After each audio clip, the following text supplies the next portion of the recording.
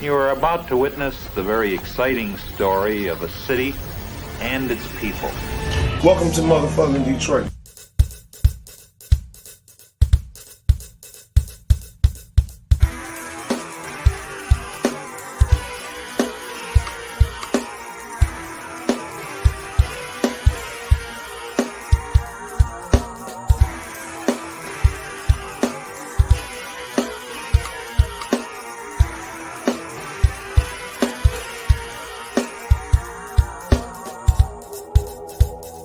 What up, though? What up, though? This is Detroit Man with the No Name Podcast. We got back with another episode. So let's get those preliminaries out of the way. If you have not done it, please go down to over to go over to our YouTube page and like and subscribe. Hit that like button, bing. Hit that subscribe button, bang. And hit the notification button, bing, bing, bing, bing, bing, bang. And you will get everything that we upload, including when we go live every Monday through Thursday. Every Monday and Thursday at 4 o'clock Eastern Standard Time to 6 p.m. Eastern Standard Time. You will get all the sports that we talk about. We talk about baseball. We talk about hockey. We talk about World Cup, even though the U.S. is out. We talk about hot sports, headlines and things that's going on.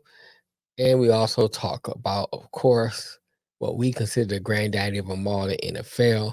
So we do a lot of sports talk. So if you want to get on that and represent your team, talk about the sport you like, bring up the team you like. If you just want to just get in the conversation that we're talking about and join in, usually we have a pretty decent conversation flowing. So this is your opportunity to jump in the conversation and leave your comment. Or if that's not enough, you like to call in, you can get on and call a number and you can talk to us on the air, or you can just hop in on the video. Also, if you are an avid sports lover and you just like chopping up about sports, go over to our Facebook page, IOW Network. On Facebook, we have a Facebook group dedicated to the sports lovers. And if you just want to upload a meme, it's there for you. If you just want to sit there and observe, that's what it's there for. If you have something you're selling, hey, it's there for you. If you have something that you're promoting, it is there for you. It is networking the name, and that's what it's for, networking, and also just chopping up about sports. You also have the Wild Card Chief, and his channel that is under the IOW network. We also have Proud Jets fan, Big Homie Nick Shine. He talks about everything Jets. But this show here, the No Name Podcast, we talk everything Detroit Lions. This is the Honolulu Blue coming from me to you. And we have New York Jets. We have the Minnesota Vikings coming in this Sunday. And so we're gonna give you our little preview and talk about that for a minute. Then move out of your way. Well, I don't know where to start because I hear so much chatter about this game. I heard the Jalen Rager talk about he guarantees that the Vikings gonna win this game.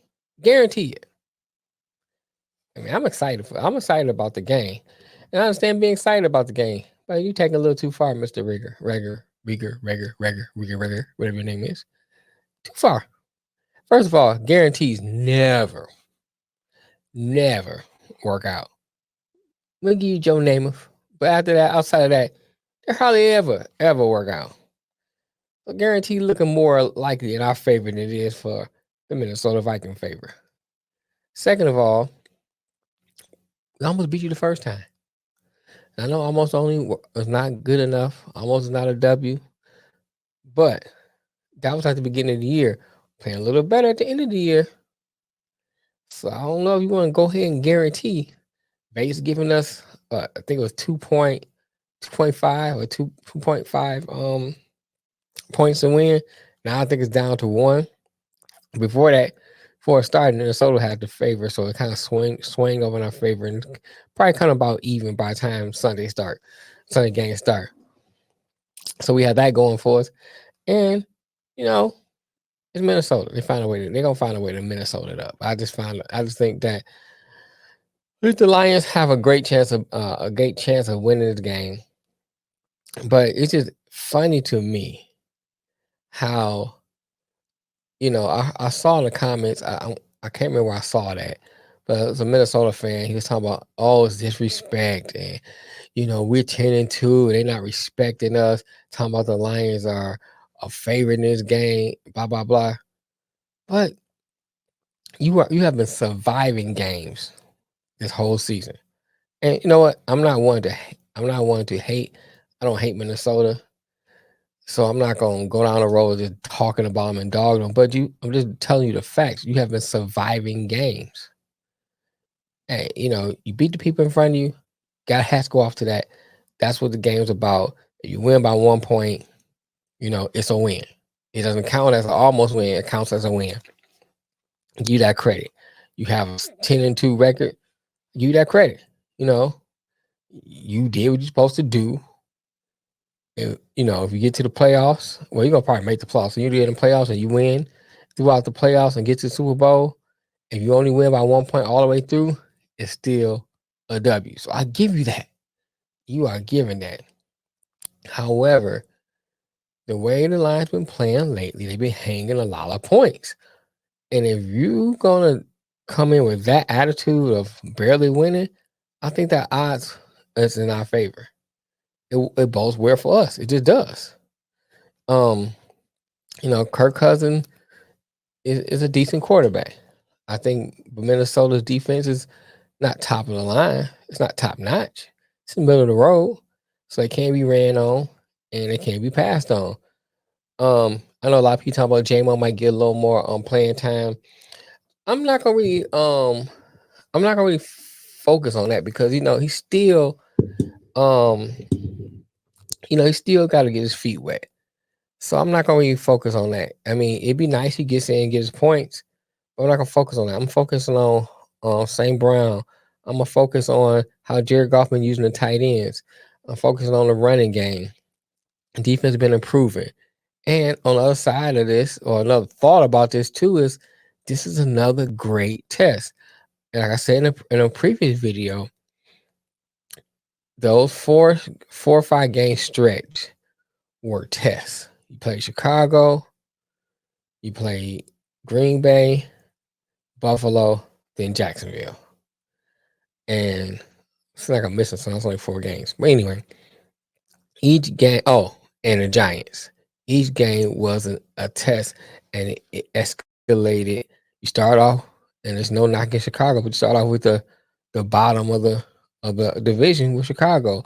You went up to, at the time, who we thought would be the next step up, Green Bay. You beat them. You went to not Buffalo, to the Giants, who were 7-2 at the time. You beat them. Got to Buffalo and you played them tough. You had to win it, but you played them tough. And then you went on the other side and played a Jacksonville team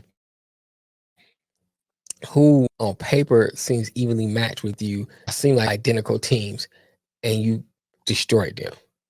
So I think now, after come off a win like that, you go into the Viking games and you just see how's the Lions do after coming off a great blowout win. Do they have a hangover from that game and go into this game sluggish, where they come with that same energy and same fire as they did this 4 or 5 game stretch? So I think that's another thing. That's another narrative about this game. That's why I'm excited to see how do they play coming off that Jacksonville game. You look at Minnesota and you look at their tradition, how the Lions play Minnesota. They always play them tough. No matter what the record is, they always play Minnesota tough. I mean, last year, this game, the Lions won. I think it was their first win.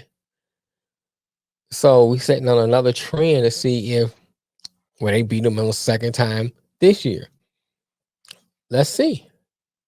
I think they have a great chance of winning. Great chance of winning. So I'll pick them to win. That might be the curse because I picked them, but I pick them to win. I think they can win this game. I think the guarantee, if he wouldn't guarantee that, I probably would have been on the fence. That guarantee makes me think the Lions going to win the game because guarantees never, ever ever works out like it's supposed to. So he might just gave us the victory based on a guarantee. And on top of that, Lions team use as your motivation that he didn't give you enough respect as a team. What you've been doing these last 5-6 games, have respect that. Have respect as a team well enough to say, hey, we gotta lace them up and go out and play. You're like, it's the Lions, we can beat them. That's pretty much what he said. Use this as your motivation. Use this. I think that, one of the key things to this victory is keeping Dalvin Cook in check. Just keep the running game in check in general. But Dalvin Cook in check, put pressure on Kirk Cousins, and get to him often. Even if you just push him around and get him in a hurry and get that ball out of his hands and make sure tackles.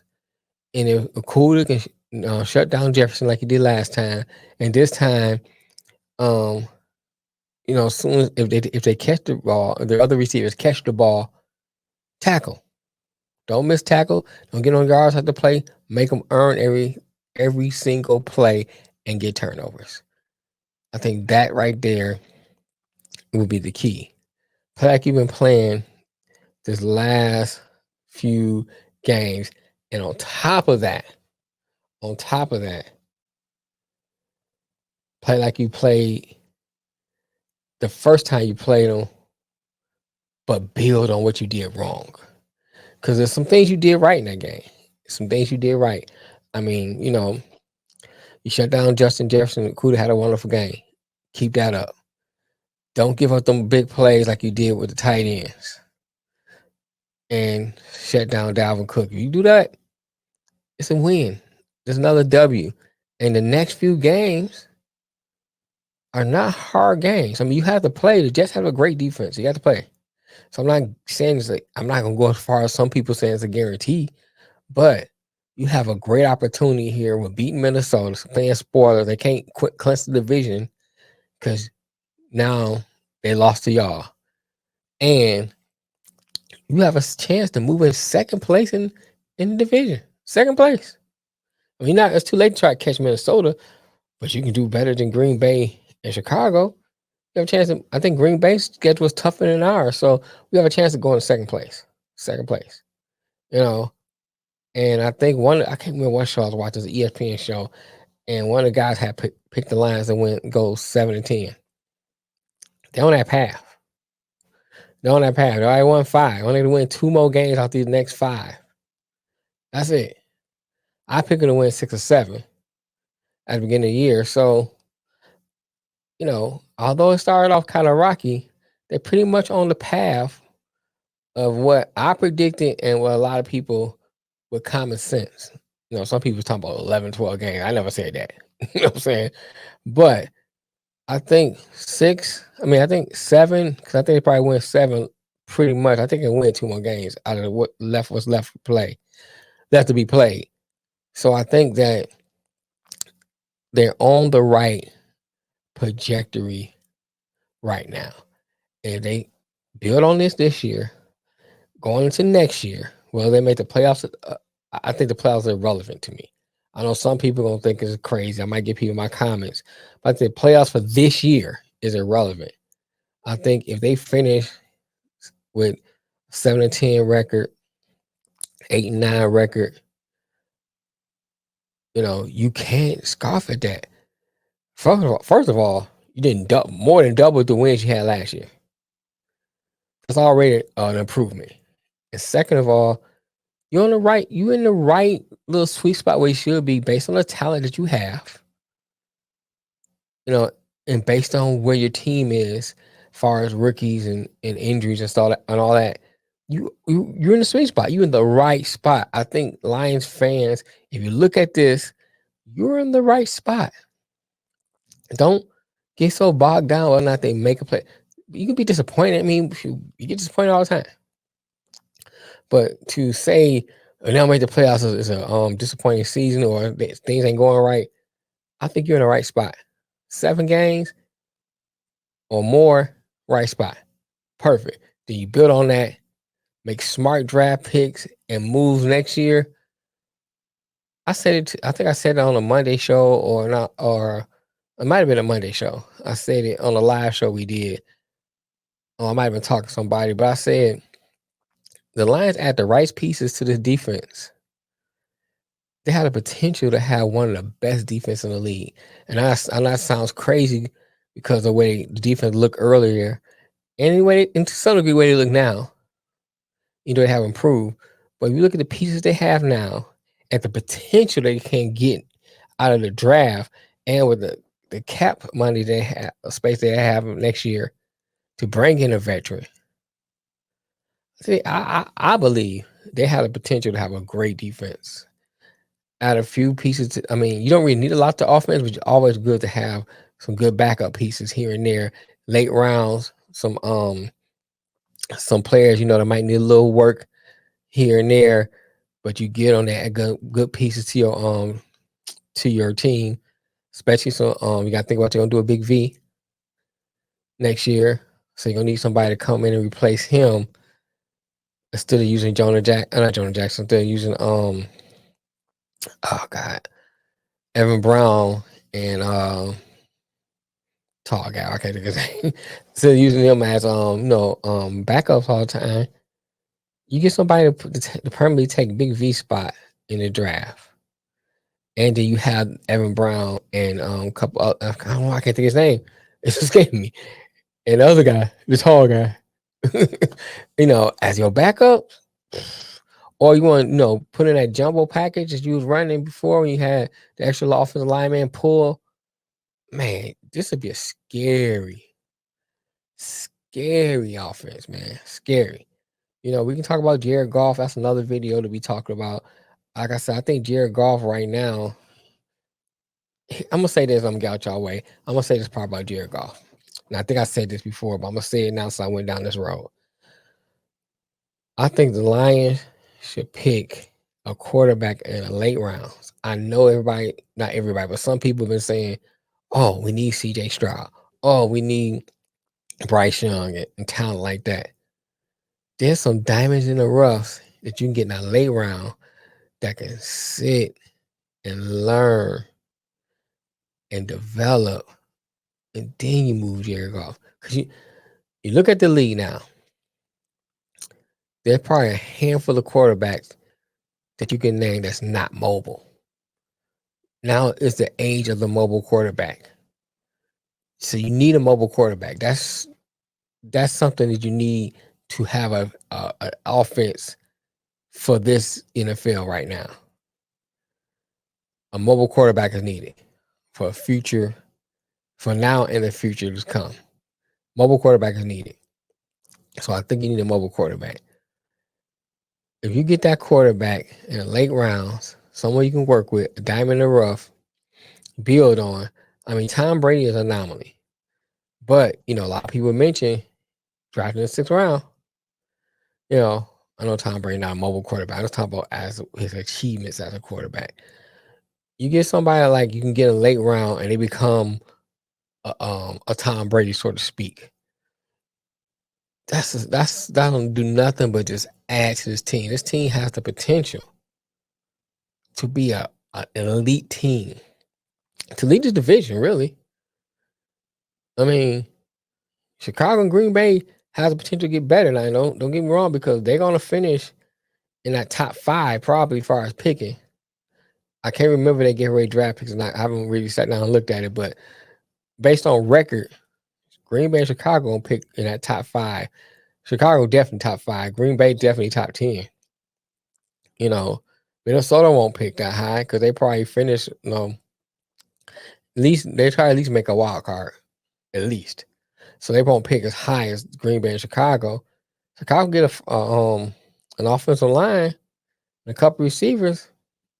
They be something to mess with. Start building that defense. They got a lot to do in Chicago, but you know what I'm saying. A couple of veterans. It really for offense. Let me say the offensive line. Offensively, all they need is a line and 1 or 2 pieces of receiver. The offense is complete. So That's something you got to look at in this division. What you gonna do with in Green Bay? What you gonna do in Green Bay? Are you gonna is oh my God, Aaron Rodgers gonna retire? What are you gonna do? I mean, they got some young pieces at receiver. I think that could be some stars. Romeo Dubs is not bad. Christian Watson not bad. So I'm looking at that as a Lions fan, or just looking at it from a commentating perspective. They had the right pieces to each of these teams. This could be a tough division. You know, the Vikings not gonna lose too much, so they're gonna probably be the same team next year. And if they can find a way to get Lewis and all of them developed, no, they're pretty decent. They would be pretty decent on defense. Then you have Chicago. They put the right pieces in. They'd be pretty good offensively. It's gonna take a while to build that defense. They gave so many pieces away defense. I think it's gonna take a while for their defense to come around. Maybe another year or two. Green Bay defense is good. They figure out what quarterback gonna do, and maybe Aaron Rodgers and the receivers get on the right page next year. They're gonna be a team to fold with. And then the Lions. They add some right pieces. They have a top-notch defense. The offense is not bad. It's not a bad offense. It's a scoring offense. Even with Jared Goff. I think they need to move to a mobile quarterback eventually. But right now, it's not nothing I think they need to do ASAP. I just don't think they need to do that ASAP. You know, I'm not a golf apologist. I'm more of what I see and comment on what I see. You know, and what I see from this team outside of the Patriots game, the offense was clicking. You know, do I think they need to eventually move off Jared Goff? Yes. I think they're gonna need a mobile quarterback. I know I keep repeating that because I know how people are in the comments. They hear one thing and don't hear the contents of what you're saying. Eventually, they need to move from Jared Goff and go to a mobile quarterback because that's the future. But right now, build this defense. Get some backup offensive linemen that you can plug in there. You know, because you get a lot. I mean, Frank is getting up there. Frank getting up there. How to replace him? So you need to start looking at replacing this line. I think you start build that up. Build your offense, build your defense first, though. Your first 4 picks should be defense. One of those. Then after that, one of those picks should be a prospect or a project quarterback, somebody you can just get working with the potential to be better, and kind of work. Nick Suffield is not the answer, and he may be okay backup. He's not the answer to step in and replace Jared Goff.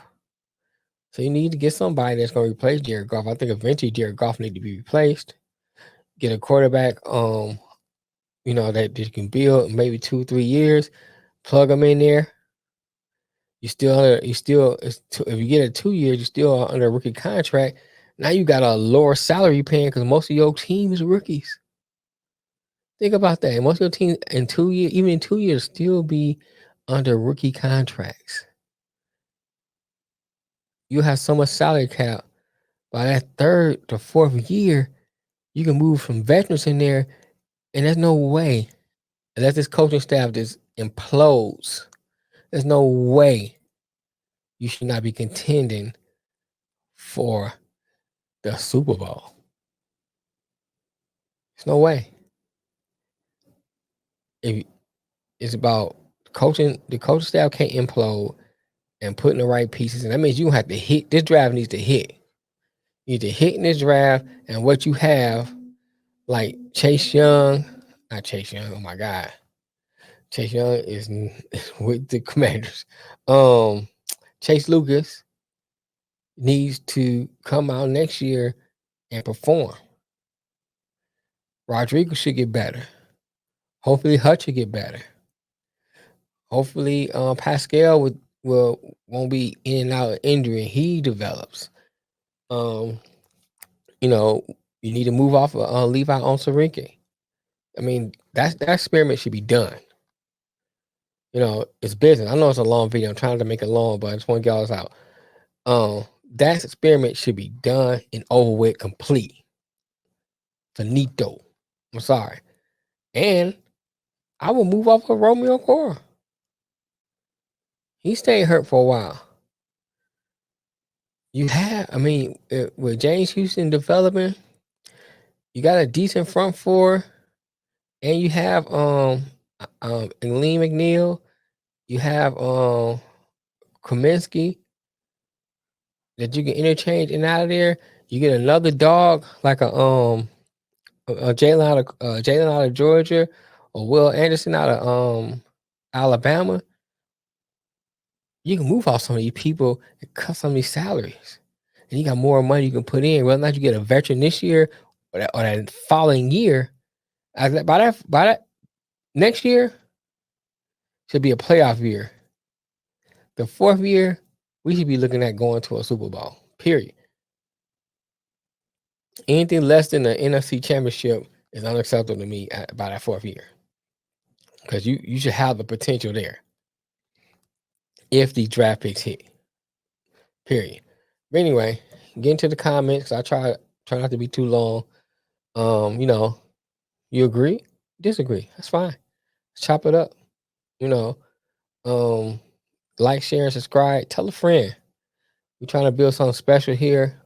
I'll be traveling, so I should be able to do a show. I'll do a show. I'll take my equipment with me. So we won't even get to that. But yeah, like, share, and subscribe. Hey man, join the Facebook group. I'm telling you, join the Facebook group. We have a lot of fun over there, man. They put up some funny memes. If you're a Cowboy fan, I feel bad for you because they go in. But if you're a Cowboy fan, join in. Hey man, hit back, clap back at them. That's what making fun to me. Don't just sit there and take it, clap back at them, man. Say something back. That's what making fun. We all about having fun. No one's doing nothing out of mean spiritedness. No one's doing nothing, out of hatefulness. It's all in fun. And if you got something you promote, get on there and promote, man. Lamar does it better than I do. He promotes my clothing line, J. Edwin Collection. If you look, I don't wear a lot of it on here. I wear most of it. Matter of fact, I got the hat on the other show, but here's one of our hats, the IOW Network hat. You can cash app us and get IOW, what's it, $ IOW. Get one of these hats, $30, man. We send you a hat out. We got sweatshirts, t-shirts. You can get a matching t-shirts for the hat too. We got matching t-shirts for that. Sweatshirt, J. Edwin Collection sweatshirts. Man, we do a lot of stuff, and we just started a build. We trying to build. So man, join in, man. Build with us. I'm always looking for someone else to kind of be part of the network. I think our buddy Matt, when he gets settled and stuff, he's gonna be our baseball correspondent. We need a hockey correspondent. What other sport we don't have? I know for sure I want a hockey correspondent. I know that for sure. And Matt will be hopefully we get him to be our baseball correspondent. But if a sport that you want to get in, talk about, NASCAR. I don't know much about NASCAR. So if you want to be a NASCAR correspondent, man, drop something in the comments, man. We see what we can do to get you set up, get you on the network. We're trying to reach out, man. Reach out to other countries. We need a football or soccer correspondent, especially during the World Cup, man. It'd have been nice to have somebody to get on and talk about the World Cup, this year. I'm not a big soccer fan. I just not,